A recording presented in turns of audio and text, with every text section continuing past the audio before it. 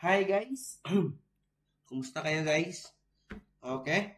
Nandito na naman si Sir Javi guys.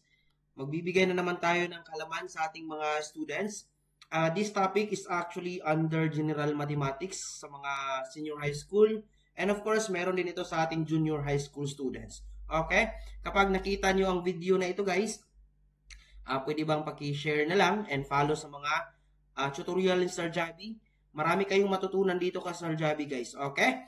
This is Sir Javi, your international mathematics teacher. Loobin ng Diyos, see you Pilipinas. Okay? Okay. Now, simulan na natin. Ituturo ni Sir Javi ngayon guys kung paano mag-solve ng inverse function. At paano natin malalaman kung tama ba yung nakuha natin na inverse. Kung mayroon bang inverse function yung isang function. Okay? Shake. Simulan na natin. Okay. This one. Given yung f of x natin is equal to 4x over 5 minus x. We need to find the inverse of function. F negative 1 raised to negative 1 of x. That is the notation of inverse function. Now, ang unang gagawin natin, Sir Javi, itong f of x, i-change natin yan into y para hindi tayo mahirapan mamaya. Okay? Then, i-copy lang natin ito, 4x over 5 minus x. Now, ang second step yung gagawin natin, i-swap natin or i-interchange natin yung x and y. Itong y maging x na yan. Tama? Ito maging 4y. Ito maging 5 minus y. I hope na follow. Dito, Sir Javi, meron na tayong 1 dito, di ba? Ang gagawin lang natin, para makakreate tayo ng single equation, atin itong i-cross multiply. So, mangyari, x 5 minus y is equal to 4y. Now, dito Sir Javi, lahat ng may y terms, ating i-combine like terms, lahat ng may y terms, okay? But atin itong i-distribute first. 5x, okay, minus xy over, is equal to 4y. Di ba ito, meron tayong xy dito. Atin niyang i-transpose. Okay? 5x, 4y, plus xy. Dito, Sir Javi, kailangan natin kukunin yung y. Mayroon silang y terms. Ang gagawin natin, y, 4 plus x. Tama ba? Then, para y na lang matira, atin itong i-divide 4x. 4 plus x, 4 plus x. So, yung inverse function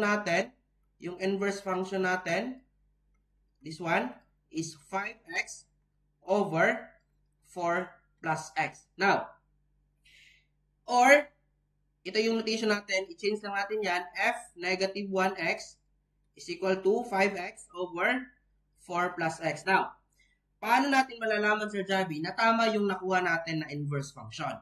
Kapag tama, dapat mag-equal yung x. For example, f of yung inverse natin, ating ipasok. Then, dapat x yung sagot. Tama? So, tingnan natin. Itong 5x over 4 plus x, ating ipapasok yan dito sa ating original function. Okay? Next slide tayo. Di ba ang original function natin? 4x over, ano yun? 5 minus x. Then, ang ating inverse function is 5x, 4 plus x. Okay? 5x over 4 plus x. Now, dapat, Sir Javi, yung f of inverse natin, dapat equal x yung sagot. So, ang mangyayari, Sir Javi, ito na. F of, ipasok natin ito, 5x over 4 plus x. Composite function. Then, 4, 5, Okay? 4, 5x over 4 plus x. Dapat x ang sagot nito. Then dito, 5 minus 5x over 4 plus x. Now, tingnan natin. So, dito, Sir Javi, atin itong i-distribute. Maging 20x na yan over 4 plus x. Over ito. Di ba minus ito? So, mangyari, multiply lang natin yan for 4 plus x minus 5x over 4 plus x. Now, dito Sir Javi, pasensya talagang kailangan natin dito.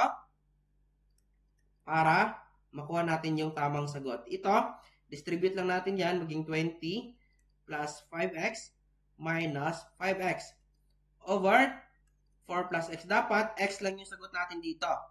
So, ito, Sir Javi, makancel out na ito, di ba? So, matira, 20x over plus x over 20, 4 plus x. Tama? Now, dito, Sir Javi, ang gagawin natin, erase muna natin ito. Ito na yung original natin, di ba? Okay, erase natin, wala ng space. Okay? Dapat mag-x yung sagot natin dito. Dito, Sir Javi, yung gagawin natin, ganito lang. Ating kukunin yung law of multiplication. Kasi division yan, get the reciprocal of this, maging 4 plus x na yan over 20. Ito, cancel out ang 20. So, natira x. Tama yung sagot natin, f of f, negative 1x, tama x yung sagot natin. Therefore, tama yung nakuha natin na inverse function. Okay? Ganyan lang.